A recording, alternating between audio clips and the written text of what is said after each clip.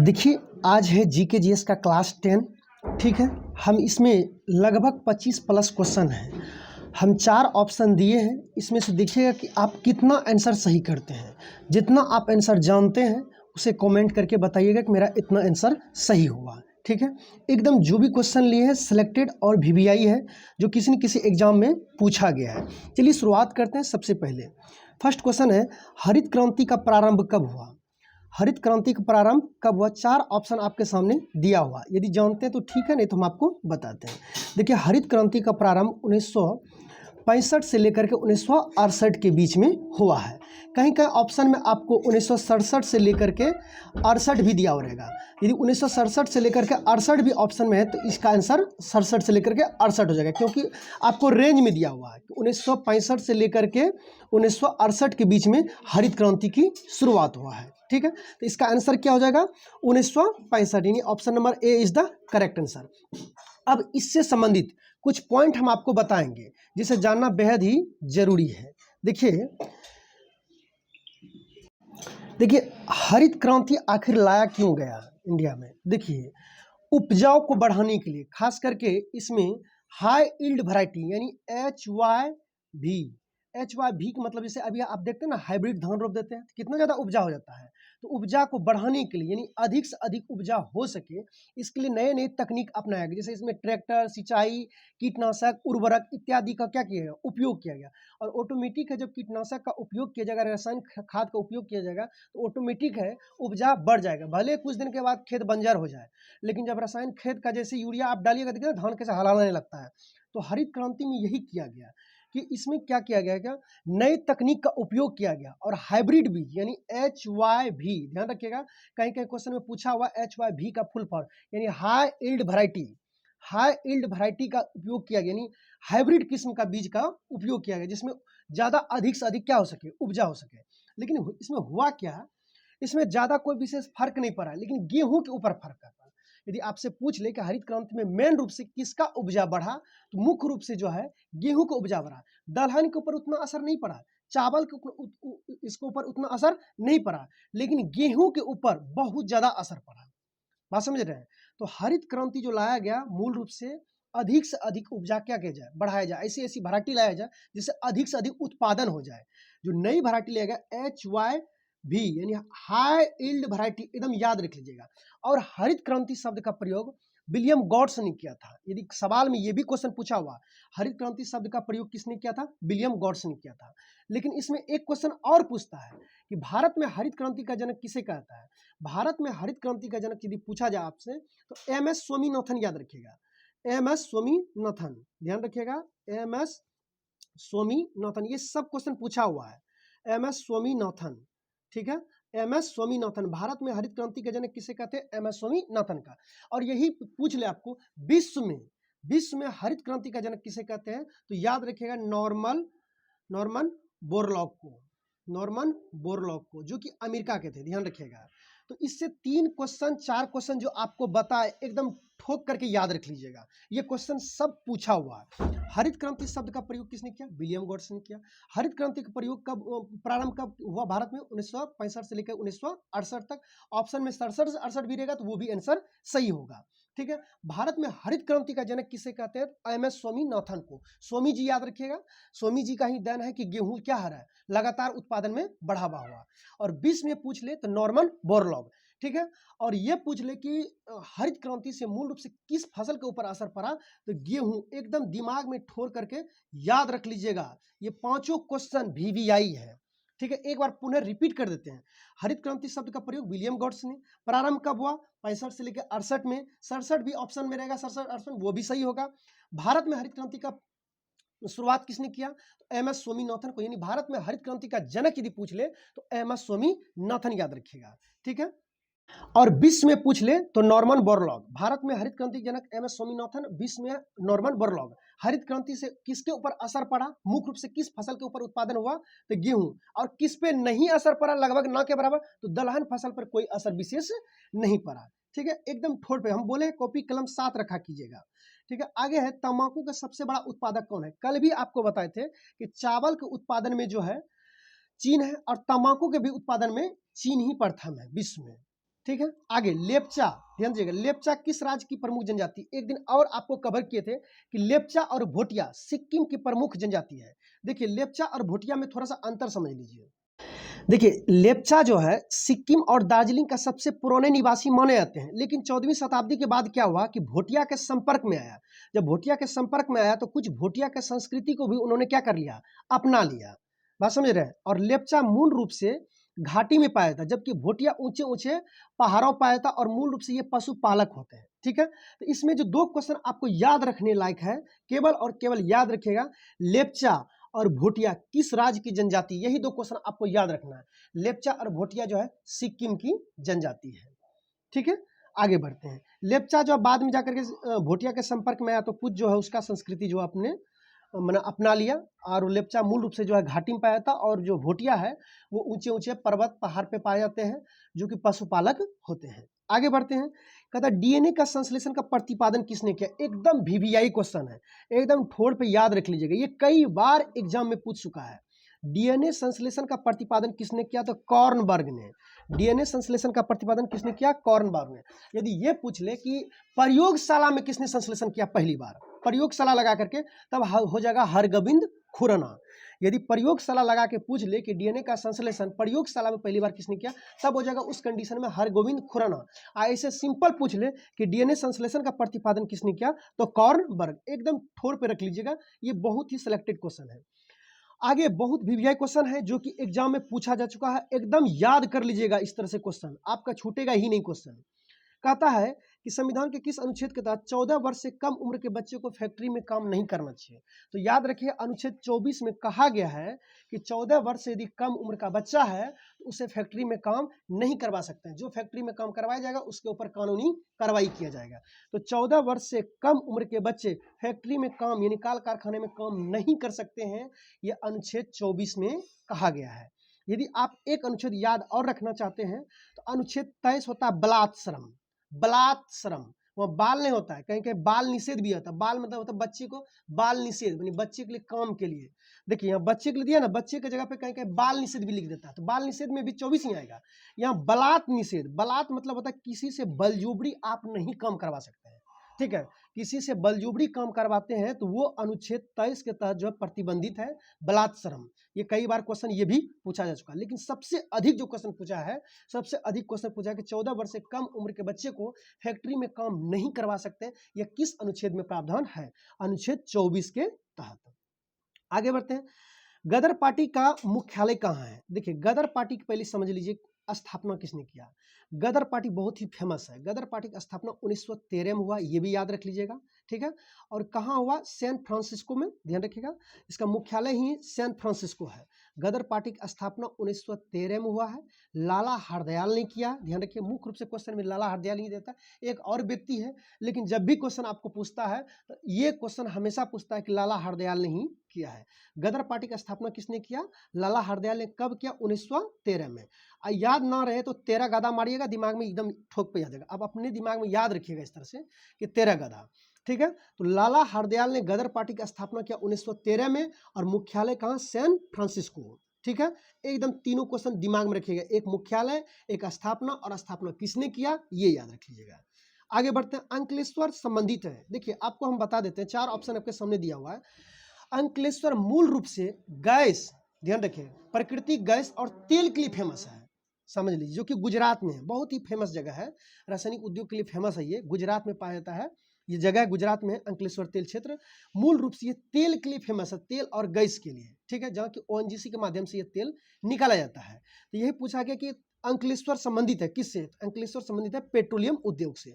और यदि पूछ ले अंकलेश्वर तेल क्षेत्र किस राज्य में है, तो याद रखिएगा गुजरात। आके के बिरला फाउंडेशन द्वारा सम्मान दिया था। के बिरला फाउंडेशन द्वारा 1991 से शुरुआत हुआ। के बिरला फाउंडेशन के द्वारा ब्यास सम्मान दिया जाता है, एकदम याद रख लीजिएगा।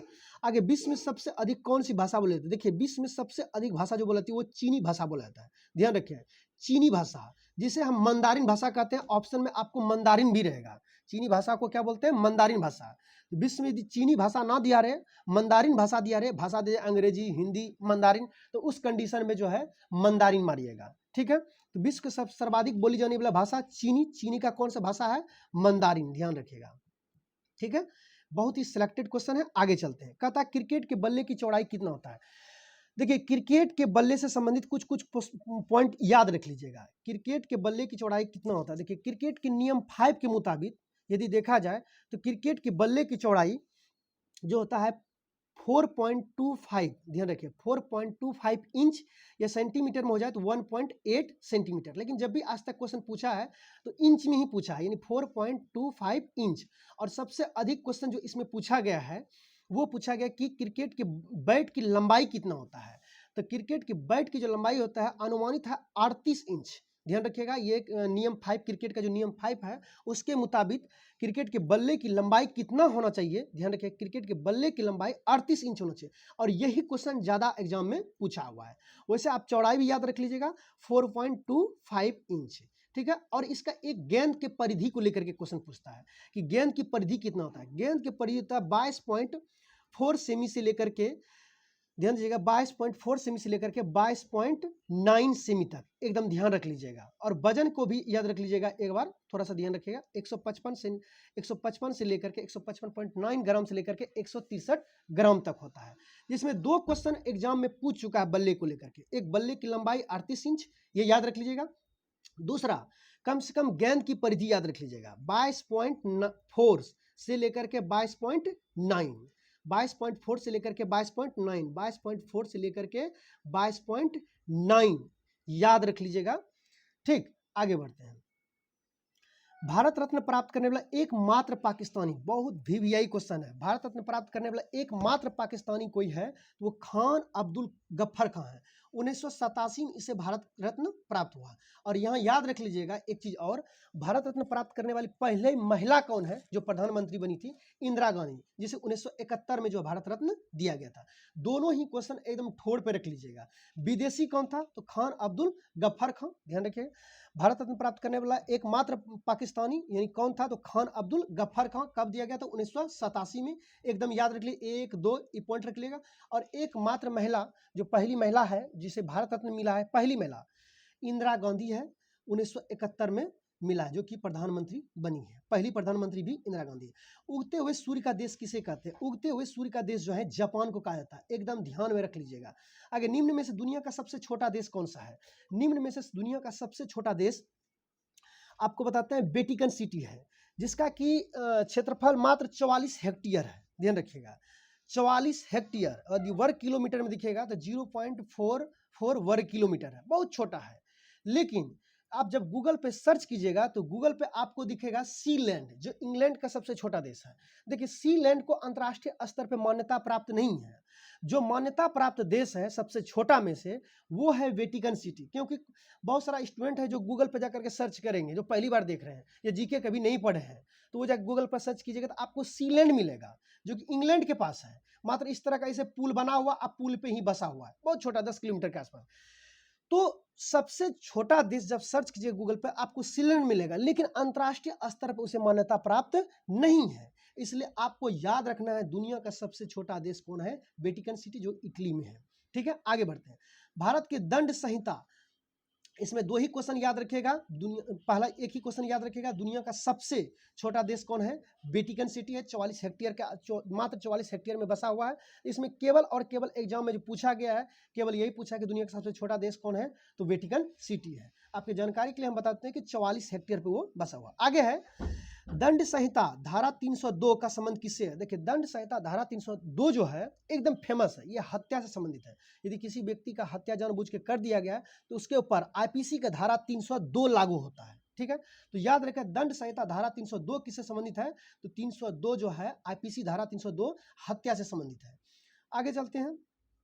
कहता है फ्लोरेंस नाइटिंगेल ऑफ इंडिया, यानी भारत में फ्लोरेंस नाइटिंगेल ऑफ इंडिया किसे कहा जाता है?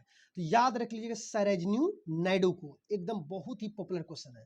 Florence Nightingale of India Sarojini Naidu को। आगे फिरोजाबाद किस उद्योग के लिए फेमस है? देखिए फिरोजाबाद जो उत्तर प्रदेश में पड़ता है वो मूल रूप से कांच उद्योग के लिए फेमस है। बहुत ही सिलेक्टेड क्वेश्चन है, कई बार एग्जाम में पूछा जा चुका है। फिरोजाबाद किस उद्योग के लिए फेमस है? तो फिरोजाबाद जो है कांच उद्योग के लिए फेमस है। आगे बढ़ते हैं। टाइटन किसका उपग्रह है? टाइटन किसका उपग्रह है, हम आपको बताते हैं। टाइटन जो है शनि का उपग्रह है। यहाँ पे 2-3 चीज आप जानकारी ले लीजिएगा। मंगल ग्रह जिसे मार्स ग्रह भी कहते हैं, ठीक है, मंगल ग्रह के पास 2 उपग्रह है, फोबोस और डिमोस, बहुत पॉपुलर है। एग्जाम में कई बार पूछा है कि फोबोस और डिमोस किसका उपग्रह है, फोबोस और डिमोस किसका उपग्रह है, फोबोस और डिमोस किसका उपग्रह है, तो मंगल के याद रखिएगा। अब प्लस याद रखिएगा बुध, ध्यान रखिएगा, बुध और शुक्र ऐसे ग्रह है जिसके पास कोई भी उपग्रह नहीं है, इसके पास कोई बाल बच्चा नहीं है, ध्यान रखिएगा, इसके पास कोई बाल बच्चा नहीं है। बुध और शुक्र, ये सूर्य के सबसे करीब होता है बुध, ध्यान रखिएगा, सूर्य के सबसे करीब, जो चक्कर लगाता है मात्र 88 दिन में ही चक्कर लगा लेता है। सूर्य के सबसे करीब यदि कोई ग्रह है तो बुध है, उसके बाद शुक्र है, ध्यान रखिएगा, ठीक है। तो बुध और शुक्र के पास कोई बाल बच्चा नहीं है, इसके पास कोई भी उपग्रह नहीं है। और मंगल के पास उपग्रह है, ध्यान रखिएगा, फोबोस और डिमोस, फोबोस और डिमोस, फोबोस और डिमोस 2 उपग्रह है, बहुत बार एग्जाम में पूछा गया है। बाल बच्चा का मतलब ये नहीं समझ लीजिए कि उसको बच्चा उतर नहीं है, उपग्रह का कुछ अलग मतलब रूल नियम होता है। तो याद करने के लिए आपको बता दिया कि शुक्र और जो है बुध और शुक्र के पास ग्रह कोई उपग्रह नहीं है, और वैसे भी सूर्य के करीब है, इतने धिपा देगा कि सब उपग्रह ये भूल जाएगा वो। आगे बढ़ते हैं। धौली गंगा जल विद्युत परियोजना किस राज्य में से? धौली गंगा जो जल विद्युत परियोजना उत्तराखंड में, याद रख लीजिएगा, ठीक है। आगे बढ़ते हैं। आगे अकबर का जन्म कहाँ हुआ? अकबर का जन्म जो है अमरकोट में हुआ। अमरकोट ये वर्तमान में पाकिस्तान में पड़ता है, ठीक है। अमरकोट में हुआ क्या कि जहांगीर जब शेरशाह सूरी ने इंडिया से उसे जहांगीर को भगा दिया था, तो जहांगीर भाग करके कहाँ चले गए? पाकिस्तान चले गए, ठीक है। सॉरी, यहाँ पे एक ध्यान दीजिएगा, जहांगीर नहीं हुमायूं होगा, ठीक है, क्योंकि हम आपको जहांगीर बता दिए, नहीं, हुमायूं का पुत्र था अकबर। हुमायूं को ही शेरशाह सूरी ने इंडिया से खाली करके भगा दिया। लगभग 15 वर्ष के आसपास वो बाहर में ही रहे और वहीं पे वो शादी कर लिए, और वहीं पाकिस्तान में जो है, पाकिस्तान का एक अमरकोट जगह पड़ता है, वहीं पे अकबर का जन्म हुआ, ठीक है। तो याद रख लीजिएगा, हुमायूं का बेटा था कौन? अकबर, ठीक है। क्योंकि कर्म जो आपको बताते हैं, बाहों में आजा सैया, उसका कर्म जब आप देखिएगा तो उसमें सबसे पहले हुमायूं आता, उसके बाद अकबर आता, यानी हुमायूं का बेटा कौन था? अकबर। और हुमायूं का पिता कौन था? बाबर। बाबर के बाद आया हुमायूं, हुमायूं के बाद आया अकबर, ठीक है। तो अकबर का जन्म कहाँ हुआ? अमरकोट, जो कि पाकिस्तान में पड़ता। और अकबर किसका पुत्र था? तो हुमायूं का पुत्र था। आगे बढ़ते हैं हम। जादूगोरा जो कि झारखंड में बहुत ही पॉपुलर है, जादूगोरा किसके लिए प्रसिद्ध है? तो याद रखिएगा, जादूगोरा यूरेनियम के लिए फेमस है, और ये एकदम सेलेक्टेड क्वेश्चन, ये कई बार एग्जाम में पूछ चुका है, याद रख लीजिएगा। आगे है, संसद के दोनों सदन के संयुक्त अधिवेशन की अध्यक्षता कौन करता है? देखिए, 2 सदन है, एक लोकसभा और राज्यसभा। यदि दोनों के बीच में कोई बिल को लेकर के कोई विवाद हो गया, या लंबे टाइम से दोनों के बीच में कोई तरह के बिल को लेकर के विवाद है, पारित नहीं हो रहा है, तब उस कंडीशन में राष्ट्रपति संयुक्त अधिवेशन बुलाता है, अनुच्छेद 108 के अनुसार। अनुच्छेद 108 के तहत दोनों सदन का संयुक्त अधिवेशन बुलाता है राष्ट्रपति, लेकिन उसकी अध्यक्षता कौन करता है? उसकी अध्यक्षता लोकसभा अध्यक्ष करता है। यदि आपसे पूछ ले कि संयुक्त अधिवेशन कौन बुलाता है, तो बुलाता है राष्ट्रपति। कितने अनुच्छेद के तहत? 108 अनुच्छेद के तहत। लेकिन उसकी अध्यक्षता कौन करता है? तो लोकसभा अध्यक्ष करते हैं। 3 क्वेश्चन आपको हम बता दिए, तीनों क्वेश्चन एकदम रट लीजिएगा। आगे, मन्नार की खाड़ी कहाँ स्थित है? देखिए, मन्नार की खाड़ी हिंद महासागर में स्थित है, हम आपको बता देते हैं। देखिए, आप देख सकते हैं, इंडिया का ये फोटो है, और ये देखिए श्रीलंका, ये इंडिया का मैप है, और यहाँ पे देखिए मन्नार की खाड़ी, यानी ये हिंद महासागर में पाया जाता है मन्नार की खाड़ी, ठीक है। आगे नेक्स्ट क्वेश्चन है, न्यूज प्रिंटिंग प्रेस यानी नेफानगर कहाँ स्थित है? नेफानगर जो न्यूज प्रिंटिंग प्रेस के लिए, न्यूज प्रिंटिंग फैक्ट्री के लिए फेमस है, वो मध्य प्रदेश में स्थित है। याद रख लीजिए, न्यूज प्रिंटिंग फैक्ट्री के लिए जो फेमस नेफानगर है, नेफानगर जो है मुख्य रूप से कहाँ पाया जाता है? मध्य प्रदेश में। एक होता है नेपानगर, एक होता है नेफा। नेफानगर यदि पूछ ले, नेफानगर किसका पहले नाम था? तो नेफा था अरुणाचल प्रदेश का पहले नाम, ठीक है। यहाँ पे पूछा गया नेपानगर, तो नेपानगर जो न्यूज प्रिंटिंग फैक्ट्री के लिए फेमस है, वो मध्य प्रदेश में स्थित है, ठीक है। आगे बढ़ते हैं। आगे, फाहियान किसके शासनकाल में भारत आए थे? तो फाहियान चंद्रगुप्त द्वितीय के शासनकाल में आए थे, जिसे विक्रमादित्य भी कहा जाता है। देखिए, फाहियान चीनी यात्री था। 2 चीनी यात्री के बारे में क्वेश्चन बार बार एग्जाम में पूछा गया, दोनों ठोर पे रख लीजिएगा। यदि फाहियान पूछ ले किसके शासनकाल में भारत आए थे?